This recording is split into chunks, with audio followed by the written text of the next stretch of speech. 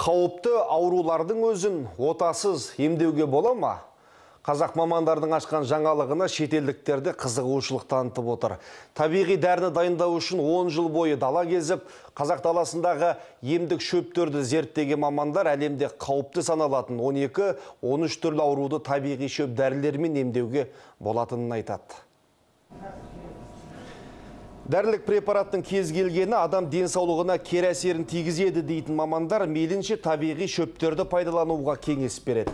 Алматыда ашылған қазақтың дәстүрлі тәсілмен емдейтін орталық бір жылдың ішінде 5000-дай науқасты тәжірибеден өткізіпті. Оның 2000-нан астамы отасыз-ақ дертінен айыққан.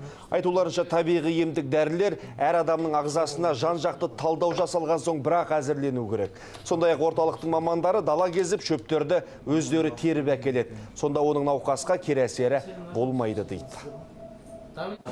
Бұрынғы ата-бабамыздардан қалған шөп дәрімен емдеуді жаңғырту мақсатында осы өзімізде шөп дәрін жасап елді емдеушілерді емдеп жатырмыз.